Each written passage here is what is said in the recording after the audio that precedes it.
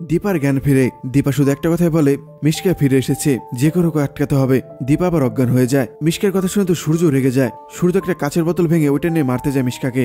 এরপর কি হল সেটা জানতে ভিডিও শেষ পর্যন্ত দেখুন। শেষ পর্যন্ত না দেখলে অনেক কিছু মিস করবেন। আর কমেন্টে লিখুন এখন জয়ের উচিত কিনা সবাইকে সত্যিটা বলে দেওয়া।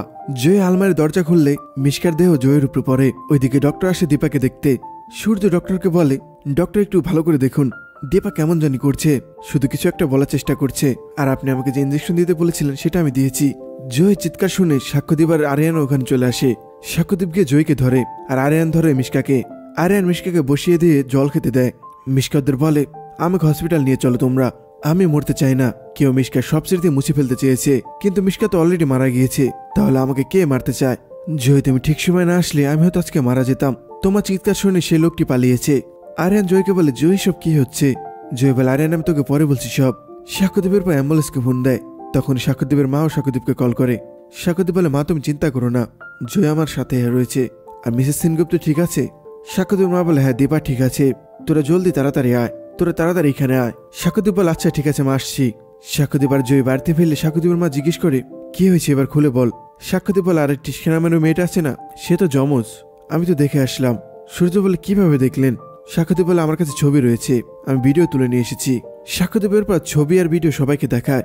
এটা দেখে অলি মনে মনে বলে, তার মানে যে এসেছিল সে মিশকা নয়, সে টিস্কা। কিন্তু সূর্য বলে, মিশি এখনো তাহলে বেঁচে রয়েছে? আমাদের সাথে যে দেখা করতে এসেছিল সে হয়তো টিস্কা হতে পারে, কিন্তু মিশকা কিভাবে বেঁচে রয়েছে? সব থেকে ভয়ের ব্যাপার তো এটাই।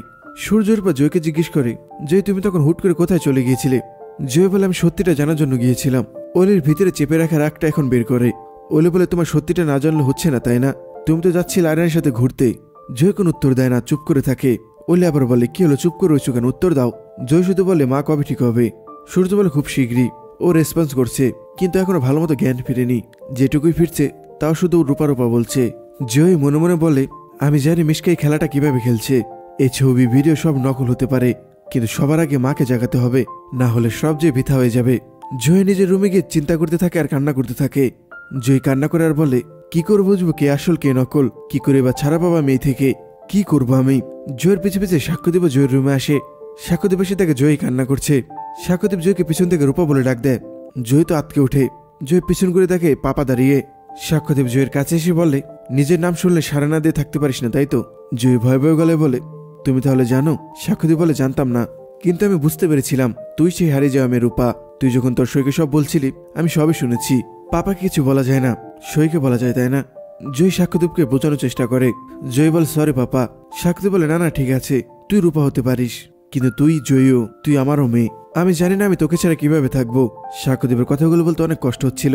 সাক্ষ্যদীপ আবার বলে, কিন্তু তুই যে কষ্টটা পেয়েছিস সেই কষ্টটা আমি পাইনি। নিজের চোখের সামনে যে পরিবারের সবাই ঘোরাফেরা করছে, বাবা মা ঘোরাফেরা করছে, কিন্তু ডাকতে পারছিস না, এর থেকে কষ্টের আর কি হতে পারে? আমি তোকে কথা দিয়েছিলাম তোর আসল বাবা মার কাছে আমি তোকে ফিরিয়ে দেব, চল তুই এখন আমার সাথে।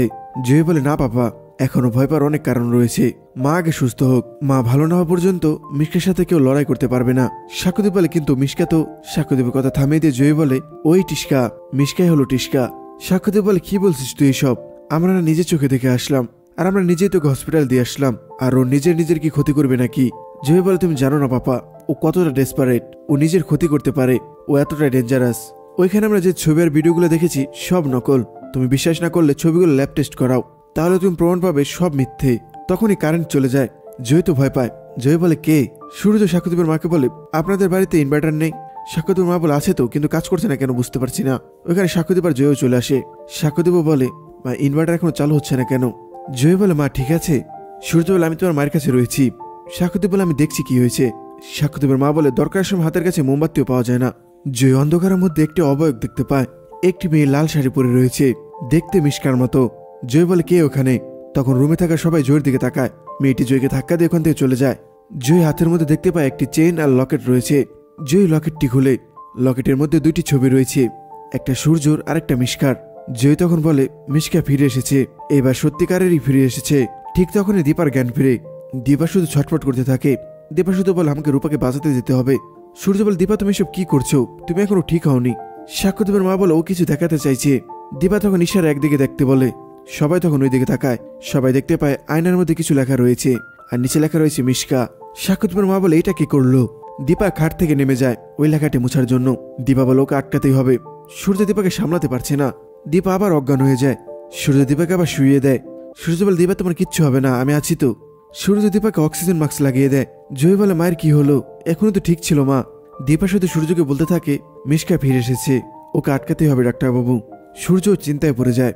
সূর্য বলে মিশকা ফিরে এসেছে, ও আবার ফিরে এসেছে আমাদের ক্ষতি করার জন্য, ও আমাদের বাঁচতে দিবে না। সূর্যের পর পাশে পড়ে থাকা একটা কাচের বোতল ভাঙে। ভাঙা বোতল নিয়ে সূর্য বলে মিশকা আমাদের শেষ করার আগে আমি আগে মিশকাকে শেষ করে ফেলবো, ওকে আর আমাদের কোনো ক্ষতি করতে দেবো না, আমি শেষ করে ফেলবো ওকে আমি। সাক্ষ্যদেব সূর্যকে আটকায়। ডক্টর সেনগুপ্ত একটু নিজেকে সামলান। সূর্য বলে আপনি জানেন না কিছু। সাক্ষ্যদেব বলে সব ঠিক আছে, আপনি একটু শান্ত হন। সূর্য বলে আমাকে পাওয়ার স্বপ্ন ওর ঘুচিয়ে দেবো আজকে আমি। সাক্ষ্যদেবের মা সূর্যকে সামলানোর চেষ্টা করে। সাক্ষ্যদেবের মা বলে তুমি একটু নিজেকে সামলাও। সূর্য বলে আপনি জানেন না কিছু মাসিমা। সাক্ষ্যদেবের মা বলে আমি সব জেনে নেব, তুমি যদি এরকম পাগলামি করো তোমার বউ তোমার মেয়েদেরকে সামলাবে। তখন ওলে বলে মেয়েদের না, আমার বাবার শুধুমাত্র একটাই মেয়ে, সেটা হলো আমি। সাক্ষ্যদেব জয়ের দিকে তাকায়। সাক্ষ্যদেব বলে তুই কিভাবে পারিস, এত অপমান এত কিছু শোনার পরও চুপ করে দাঁড়িয়ে রয়েছিস, বাবার কাছে একবার ছুটে যাচ্ছিস না। সূর্য শুধু আয়নার দিকে তাকিয়ে মিশকার লেখাগুলো দেখতে থাকে।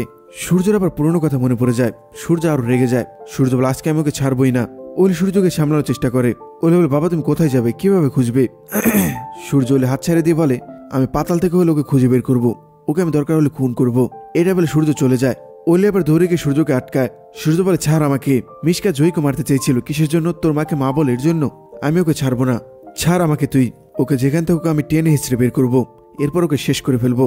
সাক্ষ্যদেবের মা বলে একটু শান্ত হও, মাথা ঠান্ডা করে কাজ করো, আমি বাঁচতে দেবো না মিশকাকে। সাক্ষ্যদেবের মা বলে একটু মাথা ঠান্ডা করো, বিপদে মাথা ঠান্ডা রাখতে হয়, মাথা গরম করে তুমি কিছুই করতে পারবে না। সূর্য আবার হাতে সেই কাজটি নিয়ে বলে যে কাজটা আমার অনেক আগে করা উচিত ছিল সেটা আমি করিনি, আজকে আমি করব। মিশকাকে আমি শেষ করে ফেলবো। আমি এতদিন ভাবতাম মিশকা মরে গিয়েছে, আমাদের জীবনে একটার পর একটা প্রবলেম লেগেই রয়েছে, শুধু ভাবতাম কে করছে এসব। আজ জানতে পারলাম এই সব কিছু করছে মিশকা, ওর মরাটা খুব জরুরি। দীপা যদি সুস্থ থাকতো তাহলে দীপাও ছাড়তো না। সূর্য আবার বেরোতে যায়, তখন সাক্ষ্যদেবকে সূর্যর সামনে দাঁড়ায়। সূর্য বলে আমাকে যেতে দিন। সাক্ষ্যদেব বলে আমি আপনাকে আটকাবো না, শুধু একটা কথা শুনুন। মিশকার উদ্দেশ্য কি? মিশকার উদ্দেশ্য আপনাকে পরিবার থেকে আলাদা করা। আপনি মিশকাকে খুন করলে জেলে যাবেন, তাহলে তো মিশকার উদ্দেশ্য সফল হবে, আপনি পরিবার থেকে আলাদা হয়ে যাবেন। এখন আপনার সিদ্ধান্ত, আপনি যেতে পারেন। সূর্য বলে পরিবার? কিসের পরিবার? আমার পরিবার আর কোথায় রয়েছে? আমি কি আমার পরিবার টিকে রাখতে পেরেছি? আপ্রাণ চেষ্টা করেছি পরিবারটাকে বাঁচানোর, কিন্তু বারবার ওই মিশকার সামনে এসেছে, তাই মিশকাকে মরতেই হবে। প্লিজ আমাকে আটকাবেন না। এটা বলে সূর্য আবার বেরোতে যায়। সাক্ষ্যদেব সূর্যর হাত ধরে। সূর্য সাক্ষ্যদেবের হাত ছাড়িয়ে বেরোতে যাবে, তখন আয়রন এসে দরজা লাগিয়ে দেয়। আয়রনের পর সূর্যের হাত থেকে ভাঙা বোতলটা সরিয়ে ফেলে। সূর্য তো এটা দেখে আরো রেগে যায়। সূর্য বলে তুমি কি এটা করার জন্য?